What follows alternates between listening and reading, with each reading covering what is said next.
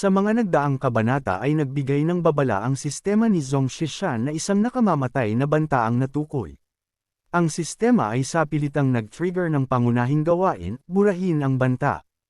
O kung hindi, ang host mismo ang buburahin ng sistema. Hindi naman agad pinansin ni Zhong Shishan ang babala ng kanyang sistema dahil sa inuna niya muna si Black Phoenix. Habang nasa mga bisig niya si Black Phoenix ay itinuon niya na ang kanyang pansin sa kanyang sistema at nagtataka siya na kung mayroon bang pangunahing gawain ang kanyang sistema na ganito. Bigla namang nagsalita ang nilalang at sinabi nito na kung hindi pa ba tuluyang namatay ito. Namangha din siya dahil mukhang maswerte ito. At hindi din niya inasahan na ang ating bida ang sasalakay sa yungib sa pagkakataong ito. Dagdag pa niya na matagal-tagal na din na hindi sila nagkikita. Nagtaka ang ating bida sa sinasabi ng nilalang, kaya tinanong niya ito na kung sino ito. Dahil wala siyang maalala na nagkasalubong sila ng landas. Napangisi naman ang nilalang at kanyang sinabi na 2 buwan pa lang ang lumipas, pero nakalimutan na siya nito. Pero naiintindihan niya kung bakit ganoon dahil iba ang anyo niya noon kaysa ngayon. Ipinaliwanag niya na noong panahong iyon, habang nakikipaglaban ka, aksidente mong nasira ang harang sa pagitan ng mga daigdig, kaya nagawa kong bumaba sa mundong ito. At sa wakas, nagawa kong magsanib sa isa pang bahagi ng aking sarili. Ngunit kahit gayon ang sinabi ng nilalang ay hindi pa din maunawaan ito ng ating bida. Napansin naman siya ng nilalang kaya naman sinabihan siya nito na kung nagtataka pere ng ating bida. Ngunit hindi na ito mahalaga sa ngayon. Dahil malapit ka ng mamatay. Kaya wala nang kailangang malaman ng isang patay na tao. Matapos niyang magsalita ay agad siyang nagpakawala ng kanyang atake. Nang mapansin ito ni Zhong Shishan ay agad niyang inihanda ang kanyang sarili at inilabas ang kanyang barbell plate. Agad na ginamit ito ng ating bida upang depensahan ang kanilang sarili. Ngunit nabigla siya nang mawasak ang kanyang barbell plate. Tumulo ang kanyang pawis at kanyang nasabi na kung ano iyon. Dahil lahat ng ito ay mga pinahusay na kagamitan mula sa sistema, pero hindi man lang nakayanan ng isang atake mula sa nilalang. Samantala, namangha din ang nilalang sa ginamit ni Zhong Shishan, nasabi pa nga niya na ang artifact na iyan ay kahanga-hanga, na nagawa nitong tiisin ang kanyang hampas. Gayunpaman, kanina ay ginamit niya lamang ang 50% ng kapangyarihan ng kanyang punyal. Napansin naman ni Black Phoenix na mukhang lalabanan ng ating bida ang nilalang, kaya agad niya itong pinigilan at sabay na sinabi na huwag kang makipagsagupaan sa kanya. Alam niyang lumakas ito, pero sigurado siyang hindi pa rin ito kayang talunin ang nilalang. Walang sinuman sa lihim na dimensyong ito ang kayang tumapat sa kanya. Kahit sa labas nito, malamang nakakaunti lang ang maaaring lumaban sa kanya. Ang nakakatakot pa ay hindi lang ang kanyang lakas. Dahil sa pagpigil ng lihim na dimensyong ito, nasarurok siya ng yugto ng integration. Ang pinaka-nakakabahala ay ang kanyang punyal. Ang punyal na ito ay tiyak na hindi isang karaniwang artifact. Ngunit natigil naman siya sa pagsasalita nang bigla siyang buhatin ni Zhong Shishan at mabilis na tumakas. Kanyang sinabi na kung hindi sila mananalo, ang pinakamagandang opsyon ay ang umatras. Namangha naman si Black Phoenix dahil sa bilis ng reaksyon ng ating bida.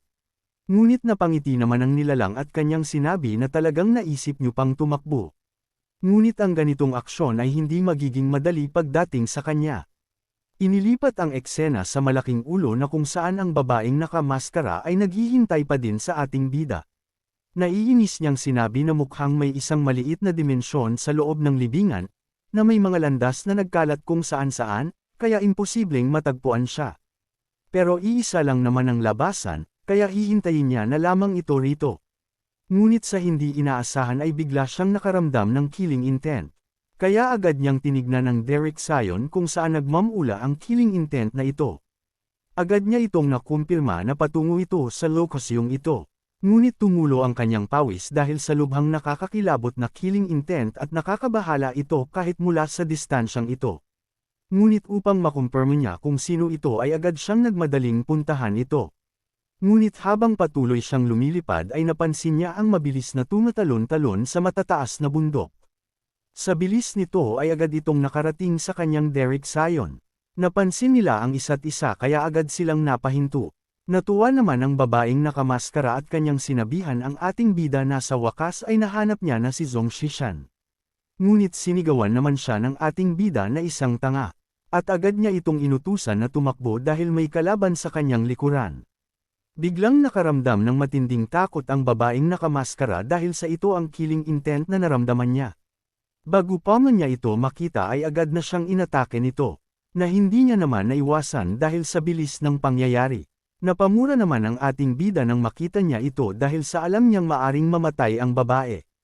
Kaya naman agad siyang kumuha ng puwersa sa lupa at malakas na tumalon. Patungo sa nilalang habang nakahanda ang kanyang kamao ngunit napansin naman siya ng nilalang.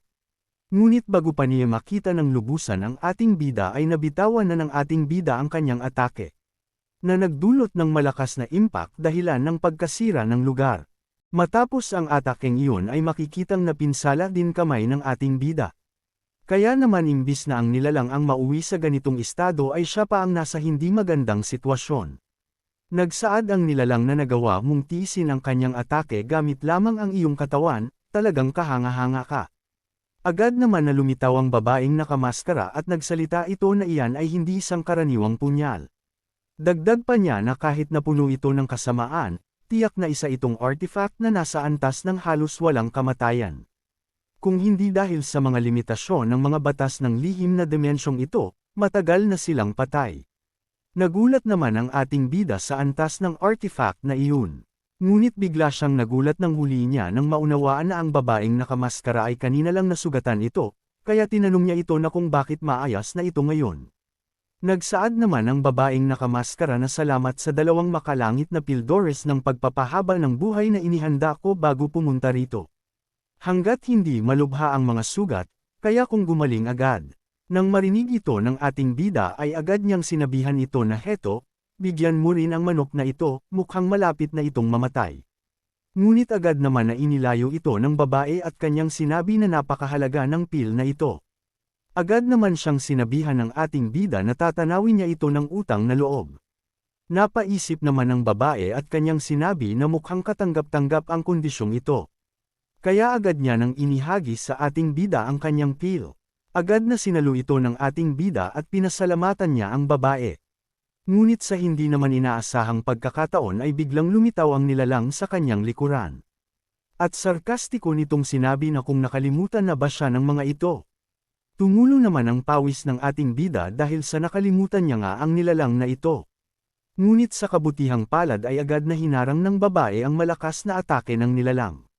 Ngunit agad ding nabasag ang kanyang barrier nang sandali matanggap nito ang atake. Namangha naman ang nilalang at kanyang sinabi na isang beses lang magagamit na depensibong artifact. Bahagyang napangiti ang babae at kanyang sinabi na naging pabaya siya nang tamaan siya nito kanina, pero sa pagkakataong ito, ibabalik niya ito ng maayos. Kasabay nito ay agad niyang inihanda ang kanyang gagawing atake at biglang lumitaw ang maraming artifact. Bahagya namang nakaramdam ng kakaibang sensasyon ang nilalang. Ngunit bago pa man niya ito mapaghandaan ay agad na siyang tinamaan ng atakeng ito. Ngunit hindi man lang nagbigay ito ng pinsala sa katawan ng nilalang.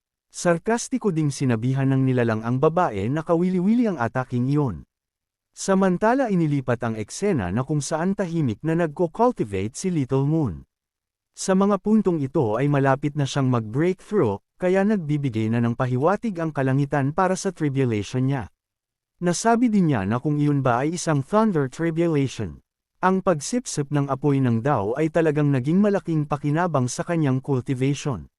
Pakiramdam niya ay kaya niya nang tuluyang makaabot sa chi refinement stage, pero magdudulot kaya ito ng pagdurusa ng kidlat. Subalit bigla namang siyang naabala nang makita niya ang matinding laban sa hindi kalayuan. Kaya nasabi niya na kung anong nangyayari. At kung bakit may matinding labanan sa isang liblib na lugar na ganito. Dahil sa kuryosidad ay agad niyang pinuntahan ito, dahil baka may makuha siyang tira-tira. At ipagpapaliban niya na muna ang pag-abot sa bagong antas upang maiwasang maabala. Balik sa nagaganap ng laban na kung saan nagkakaroon ng malalakas na impact at pagkasira ng matataas na bato. Habang pinagmamasdan ni Zhong Shishan ang laban ay kanyang nasabi na marami-rami rin palang mga artifact ang babaeng ito. Sinabi naman ni Black Phoenix na malamang siya ay isang dalaga mula sa isang makapangyarihang pamilya. Samantala bigla namang tinawag ni Little Moon ang ating bida na tuwang-tuwang nakita niya ito. Agad naman na napalingon ang ating bida ng may seryosong ekspresyon dahil nababahala na siya na baka isa na namang kalaban ito. Ngunit nang makita niyang si Little Moon ito ay labis ang kanyang tuwa. Nagsaad naman si Little Moon na narinig niya ang ingay mula rito, pero hindi niya inasahang si Zhong Shishan pala ito. Agad din siyang nagtanong na kung sino ang kalaban nito. Sinabi naman ng ating bida na hindi niya ito alam, ngunit isa lang ang masasabi niya, na isa itong misteryosong nilalang. Nagsaad naman si Black Phoenix na mukhang malapit ng matalo ang dalaga. Humingi naman ng tulong si Little Moon sa ating bida dahil ang kanyang Thunder Tribulation para sa Chi Refinement Stage ay nagbabadya na. Sinabi naman ni Black Phoenix na paano magiging kapaki-pakinabang ang Thunder Tribulation para sa yugto ng Chi Refinement. Ngunit napatigil siya nang may bigla siyang mapagtanto. Kaya agad niyang tinanong si Little Moon na kung ano ang sinabi nito. At kung totoo bang may Thunder Tribulation sa Chi Refinement Stage. Kinumpirma naman ito ni Little Moon at kanyang sinabi na nang malapit na siyang makaabot sa bagong antas kanina, tila lumitaw ang ulap ng kapahamakan sa kalangitan. Nagulantang naman si Black Phoenix at kanyang sinabi na kung anong crossing breakthrough ang mayroon ito. Dahil para sa karaniwang mga cultivator, nagsisimula lamang ang Thunder Tribulation sa yugto ng Golden Core. Minsan, may ilang may dakilang kapalaran na maaaring makaranas nito ng maaga sa yugto ng pagtatatag ng pundasyon. Pero hindi niya pa kailanman narinig na may dumaan sa Thunder Tribulation sa yugto ng Chi Refinement. Agad niyang nilapitan si Little Moon at kanyang sinabi, na ngunit marahil ay kapaki-pakinabang ito. At kung makakamit mo ang tagumpay dito at maipapatawag ang Thunder Tribulation sa kanilang kalaban, tiyak na makakagawa ito ng pinsala. Nang marinig ito ni Little Moon ay agad niya itong sinang-ayunan at agad na bumalik sa kanyang pagko-cultivate. Bigla namang lumitaw ang Thunder Tribulation sa kanilang itaas. At nasabi ni Black Phoenix na ang dalagang ito ay isang hakbang na lang ang layo mula sa pag-abot sa yugto ng Chi Refinement. Makalipas pa ang ilang mga sandali ay bigla nang naglabas ng matinding kidlat ang kaulapan. Habang sa kabilang banda naman ay patuloy pa din ang matinding laban. Bahagya namang kinabahan na ang babae at kanyang sinabi na nagamit niya na ang lahat ng dala niyang artifact sa pagkakataong ito. Sa lakas ng atake ng nilalang ay tumilapon siya palayo. Nang makita naman ito ni Black Phoenix ay ginawa niya itong pagkakataon, kaya sinigawan niya ang ating bida na ito na ang tamang oras. Agad naman na tumugon ang ating bida at kanyang binuhat si Little Moon. Pagkatapos ay malakas niya itong inihagis patungo sa nilalang. Napalingon naman ang nilalang sa kanyang kanang bahagi at kanyang nasabi na kung ano ito. Napangisi naman si Little Moon habang bumabagsak na sa kanya ang Thunder Tribulation. Nagpatuloy ang paglapit ni Little Moon sa nilalang habang nasa ilalim siya ng kanyang breakthrough. Nagtataka ang nilalang kung ano ba talaga ang bagay na patungo sa kanya. Ngunit hindi na ipinakita ang nangyari ng pagsalpok ni Little Moon sa nilalang. Nagsaad naman si Black Phoenix na ang teknikang ito ay kayang durugan ang katawan ng isang Demon Emperor sa ika-6 na antas, ngunit halos wala itong epekto sa kanya. Ano ba talaga ang pinagmulan ng taong iyon? Sinabi naman ng babae na sa tingin niya, ay naaalala niya na ito ngayon. Isang kakaibang aura, mga sungay, at matibay na katawan. Sa palagay niya, nakakita na siya ng katulad na paglalarawan sa mga sinaunang aklat. Na walang iba kung hindi ang tinatawag na Demon Clan. Nagulat naman si Black Phoenix at kanyang nasabi na hindi ba sila pinaalis sa mundong ito noong sinaunang panahon. Sinabi naman ng babae na ganoon nga ang paglalarawan sa mga sinaunang aklat. Talagang kakaiba na makita silang lumitaw dito ngayon. Napaisip naman ng malalim si Black Phoenix na maaari kayang may kaugnayan ito sa bitik sa pagitan ng mga dimensyon. At isang dakilang cultivator ang namatay, at isang batang demonyo ang isinilang. Sa mga puntong ito ay biglang tumalon ang laban na kung saan si Zhong Shishan na muli ang lumaban sa nilalang. Dito ay nasa dibdib ng nilalang ang kamao ng ating bida. Pagod na pagod sa matinding palitan nilang dalawa ng nilalang. Sinabihan din siya ng nilalang na hindi man lang napagod, na kung pagod na ba ang ating bida. Dahil kung ganon ay siya naman. At agad na binitawan ng nilalang ang kanyang punyal. At bigla itong dumami na pumulibot sa harap ni Zhong Shishan. Pagkatapos ay biglang naglabas ito ng matinding aura at bumulusak sa kanya. Mabilis na nakaiwas si Zhong Shishan dahil bago pa man ito tumama sa kanya ay napansin niya na agad ito. Ginamit din niya ang kanyang teknik upang iwasan ang iba pang atake. Nagdulot ito ng malalakas na pagsabog kung saan naruroon ang ating bida. Muli namang nagpakawala ng atake ang nilalang ng isang hampas. Patungo sa ating bida na bahagyang nangamba dahil batid niyang hindi niya na ito maiiwasan. Ngunit sa kabutihang palad ay biglang lumitaw ang babae sa kanyang harapan. At sinalag niya ito gamit ang kanyang depensibong artifact. Ngunit agad din itong nabasag kaya napaisip siya na kahit ang kanyang sandatang artifact na nasa antas ng gitnang langit ay hindi nakayanan kahit isang hampas mula sa kanya. Ngunit wala na silang oras para mag-isip pa kaya agad niya nang hinatak ang ating bida palayo. Sinabihan niya ang lahat na tumakbo na sila dahil sa ang kalaban nila ay nagmula sa Demon Clan, at higit siya sa kaya nilang labanan. Inilipat ang eksena sa malaking ulong bungo sa gitna ng lawa, na kung saan biglang nagkaroon ng maraming pagsabog, at lumitaw ang lahat ng cultivator na nasa loob nito, kasama na ang tatlong malalakas na kalahok na si Jian Wuju, Zion Chang, at Fairy Meng Yao. Sa mga puntong ito ay labis ang galit ni Jian Wuju sa ating bida. Kaya isinigaw niya ng malakas na lumabas na ang ating bida habang nagpapakawala ito ng kanyang aura. Kanya ding sinabi na maswerte sila na gumamit siya ng isang lihim na teknik upang makatakas. Sinabihan din niya ang lahat na sumama ang mga ito sa kanya. Isinusumpa kung hahanapin niya ang walang hiyang batang iyon. Matapos siyang magsalita ay agad na nilang hinanap ang ating bida. Habang patuloy niyang hinahanap ang ating bida ay bigla siyang napahinto. Dahil nakita niya na ang ating bida sa ibaba na tumatakbo. Kaya agad niyang sinabihan ang kanyang mga kasama na nandito ang ating bida. Agad naman na sumunod ang lahat sa kanya. At agad siyang bumaba sa harap ni Zhong Shishan, na agad ding napansin ng ating bida. Sinabihan din niya si Zhong Shishan na sa wakas ay nahanap niya na ito. Pinahirapan din sila nito ng husto. Ngunit nagulat naman siya nang hindi siya pansinin ng ating bida. Kaya napasigaw siya na ang lakas ng loob nitong baliwalain siya. Ngunit napatigil naman siya sa kanyang pagsasalita nang bigla siyang nakaramdam ng matinding killing intent. Kaya agad niya itong tinignan habang kanyang sinasabi na sobrang napakalakas na killing intent. Ngunit nang humarap siya ay bumungad sa kanya ang malakas na atake na kanyang ikinabigla. Sa kabutihang palad ay mabilis siyang nakaiwas habang kanyang binabalaan ang kanyang mga kasamahan. Subalit huli na ang lahat dahil sa tinamaan na ang isa sa kanila. Agad din na naglaho ang kanyang katawan kasabay ng pagkabasag ng Jade Token ngunit may hindi magandang nangyari. Sa labas naman ay unti-unting lumabas ang katawan ng cultivator. Ngunit nang sandaling lumabas na ito ay nawasak na ang katawan nito. Nang makita ito ng mga elder ay nabahala ang lahat sa nangyayari.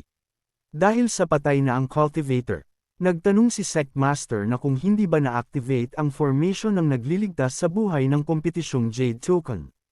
Agad naman na sumagot ang elder na hindi, ang teleportation ay nangangahulugang gumagana ang Porma Sion. Sinabi naman ni Sect Master na kung ganun bakit may namatay pa din. Nagsaad ang elder na ipinapakita nito na ang nakamamatay na pag-ataking tinanggap niya ay mas mabilis kaysa sa pag-activate ng formation.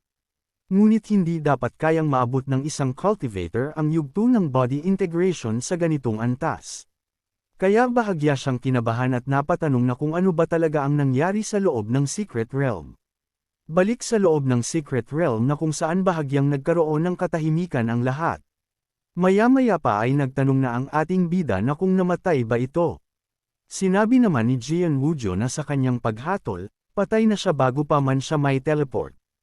Ngunit agad na nagbago ang kanyang ekspresyon at sinabihan niya ang ating bida na kung anong gulo na naman ang dinala nito sa kanila ngayon. Sinabihan naman siya ng ating bida na sa pagkakataong ito, hindi pangkaraniwan ang kalaban nila. Iminumungkahi niyang isantabi muna nila ang kanilang alitan at magtulungan upang labanan ito. Napakunot noon naman si Jian Wuju nang marinig ang mungkahi ng ating bida. Ngunit bigla niyang naramdamang muli ang nakakakilabot na aura. Kaya napalingon siya dito at kanyang sinabi na lubhang kakaiba talaga ang aurang ito. Dahan-dahan na naglakad ang nilalang patungo sa kanilang lahat habang nagpapakawala ito ng kanyang aura. Nagsaad din siya na napakaraming biktima ang lumitaw ng sabay-sabay. Nagtanong naman si Jian Wuju na kung sino ito, at kung kabilang ba ito sa mga kalahok. Mariin namang itinanggi ito ng ating bida, at kanyang sinabi na siya ay isang demon mula sa angkan ng mga demonyo, na gumagamit ng bangkay ng dakilang cultivator upang palakasin ang sarili. Nang marinig ito ni Jian Wuzhou ay nagulantang siya dito nang marinig niya ang Demon Clan. Nagsaad si Zion Chang na nakita niya lamang ang Demon Clan sa sinaunang libro. Nagtaka naman si Fairy Mengyao na kung bakit lumitaw ang Demon Clan sa lugar na ito. Napangisi naman ang nilalang at kanyang sinabi na dahil alam niyo na ang aking pagkakakilanlan, ay hindi niya na maaaring hayaan pang mabuhay ang lahat. Itinaas din niya ang kanyang punyal. Naglabas din ito ng matinding killing intent. Nang makita ito ni Jian Wuzhou ay kanyang nasabi na ang punyal na hawak nito ay ordinaryong artifact. Bigla namang naghanda ang nilalang sa kanyang gagawing atake. Habang kanyang sinasabi na papatayin niya ang lahat. Pagkatapos ay agad niyang ginamit ang kanyang teknik na kung tawagin niya ay Heavenly Demon Slayer, na naglabas ng napakalakas na atake. At bawat daan nito ay nawawasak na parang isang marupok na kahoy. Ang nakakabahala pa ay hindi lang ito simpleng atake dahil sa dumami pa ito. Nagulat ang lahat nang makita nila ang nakakakilabot na atake. Agad na ginamit ni Jian Wuzhou ang kanyang teknik na kung tawagin niya ay Endless Sword Art upang depensahan ang kanyang sarili. Nakahit si Fairy Mengyao ay agad din na ginamit ang kanyang threefold bell body protection. Dahil batid niyang hindi ito kakayanin ng isang artifact lang. Agad din naman na pinakawalan ni Zhong Shishan ang kanyang teknik na kung tawagin niya ay Rapid Fire Inch Punch dahil sa nasa likod niya ang kanyang mga nasasakupan. Habang ang ibang mga cultivator naman na walang pantapat na teknik ay isa-isang nasawi. Sa lakas din ng impact ay nawasak ang buong lugar ng dahil lang sa isang atakeng iyon.